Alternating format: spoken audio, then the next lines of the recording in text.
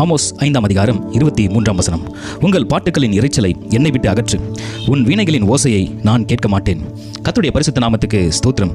இஸ்ரவேலர்கள் பாடல் பாடி தேவனை 10 நரம்பு கீத வாத்தியங்களால் ஆராதித்து தொழுது கொண்டு வந்தாங்க. ஆனாலும் தேவன் அவர்களின் பாடல்களின் இரைச்சல்களை அவர் அங்கீகரிக்கவில்லை. இஸ்ரவேலர்கள் பாடல் பாடும் பொழுது அது தேவனுக்கு ஏற்றதா இருக்கும். தேவனை மகிமைப்படுத்த வேண்டும் என்று இஸ்ரவேலர்கள் பாடல் பாடினார்கள். ஆனால் ஆண்டவர் சொல்றாரு, உங்களுடைய பாடலை நான் கேட்கவில்லை, அந்த இரைச்சலின் சத்தத்தை என்னை விட்டு அகற்று. ஆண்டவருக்கு எரிச்சல் மூட்டுகிற ஒரு காரியமாக அவர்கள் பாடுகிற பாடல்கள் அமைந்து விட்டது. ஆமென். இருதயத்தில் சுத்தம் இல்லாம, இருதயத்தில் முழுக்க அழுக்க வைத்துக்கொண்டு, பாவத்தை வைத்துக்கொண்டு நீ ஆராதிக்கிற ஆராதனை நான் அங்கீகரிப்பதில்லை என்று சொல்றேன். இருதயத்தில் தேவனுக்கு கீழ்ப்படியும் பயம் இல்லைங்க. வெளிவேஷம் தரிக்கிற மனுஷர்களாக அவர்கள் காணப்பட்டாங்க. அவள் இருதயமோ ஆண்டவர் விட்டு தூரமாக இருக்கிறதுங்க. இருதயத்தில் சுத்தம் இல்லாம, இருதயத்தில் கரையை வைத்துக்கொண்டு, இருதயத்தில் பலவிதமான பாவத்தை வைத்துக்கொண்டு சும்மா உலகம் பார்க்கறதுக்காக ஆராதனை செய்தா ஆண்டவர் அதை அங்கீகரிக்க மாட்டார். பக்தி வேஷத்தை தரிக்காதீங்க.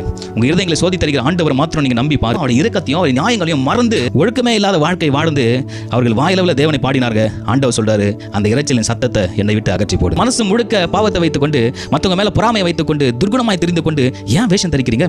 மனுஷனை ஏமாத்தலாம், தேவனை ஏமாற்ற முடியாது. அந்த காலத்துல பாடல்கள், அந்த கால பாடல்கள்லாம் நாம் கேட்கும்பொழுது உண்மையாலுமே ஒரு அமைதல் இருக்கும்.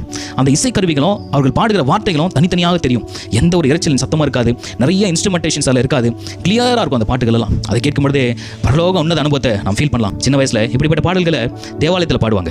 அதை கேட்கும் பொழுது ரொம்ப இனிமையா இருக்கும். அதை பாடுவோம், ஆனால் ஒரு அர்த்தம் தெரியாது. ஏனென்றால் சூய தமிழில் இருக்கிறதுனால அர்த்தங்கள் நமக்கு புரியாது. ஆனாலும் அதை கேட்பதற்கும் நம்முடைய மனதிற்கும் ஒரு அமைதியையும் சந்தோஷத்தையும் சமாதானத்தையும் அது கொடுக்கும். கேட்கும் பொழுதே சில பாடல்களை அழ வச்சிருங்க.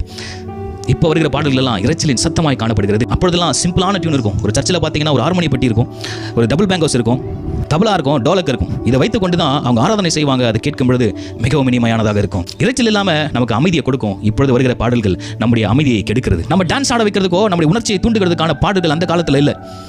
கர்த்தர் இப்படிப்பட்ட பாடல்களை அருவருக்கிறார். நவீன காலத்து பாடல்ல குத்தாட்டமும் கானா பாடல்களும் ராப் சாங்ஸும் சினிமா மெட்டில பாடல் அமைக்கிறதும், அந்த பாடல்கள் யார் மையப்படுத்துது? தேவ ஆவியானவரை மையப்படுத்துதா அல்லது பிசாசை மையப்படுத்துதா? உலகத்துக்கு ஏற்ற ஒற்றை வேஷம் தரிக்காதீங்க. உலகத்தான் செய்யறானா, நீங்க செய்ய வேண்டிய அவசியம் இல்லை. நாம் நடனத்தின் வழியாக பாடல டான்ஸ் ஆட வைக்கும் வழியாக நாம் இசையமைத்து பாடுறதுல ஒரு பிரச்சனை இல்லை. இது ஒரு மாய்மாலம், இது ஒரு தந்திரமான சாத்தான் விரிக்கிற வலை. தேவ பிள்ளைகளே, நீங்க எச்சரிக்கையா இருங்க. பாதாளம் வாயை திறந்து காத்துக் கொண்டிருக்கும். மத்தேயு சுவிசேஷம் 15:8 ஆண்டவர் சொல்றாரு, இந்த ஜனங்கள் தங்கள் வாயினால் என்னிடத்தில் சேர்ந்து தங்கள் உதடுகளினால் என்னை கனம் பண்ணுகிறார்கள், அவர்கள் இருதயமோ எனக்கு தூரமாய் விலகி இருக்கிறது. வாயினால பாடுறாங்க, ஆண்டவரை துதிக்கிறாங்க, ஸ்தோத்தரிக்கிறாங்க, அவங்க இருதயம் கரை உள்ளதா இருக்குதுங்க. அநேக அசுத்தங்கள், அநேக பாவங்கள், வஞ்சனை இதிலேயே நிறைந்திருக்கலாம் மனுஷன். ஆனா அந்த சண்டே சர்ச்சுக்கு வந்தா மாத்திரம் பக்தியின் வேஷம். ஆண்டவர் ஏமாத்தாதீங்க. கர்த்தர் உற்று நோக்கி பார்க்கிறார். வெறி வேஷம் தரிக்காதீங்க, மாய்மாலமா இருக்காதீங்க. நம்முடைய செயல்களிலும் நம்ம பரிசுத்தமா இருக்கும் பொழுது, நம்முடைய சொந்த வாழ்க்கையில் அந்த பரிசுத்தத்தை தரித்துக் கொள்ளும் பொழுது, நாம் தேவனை ஆராதிக்கும் பொழுது, அவரை தொழுது கொள்ளும் பொழுது, ஆராதனை வேலையை தேவனுக்கென்று கொடுக்கும் பொழுது, உண்மை முத்தமாக தேவனுக்கு உகந்த பாடல்களை நாம் பாடும் பொழுது, ஆண்டவர் நிச்சயமாய் நம்ம அதிலே வந்து அசைவாடுவார். நீ பாடும்பொழுது ஆண்டவருடைய பிரசன்னம் இறங்கி வரும். பரலோக உன்னத அனுபவம் இறங்கி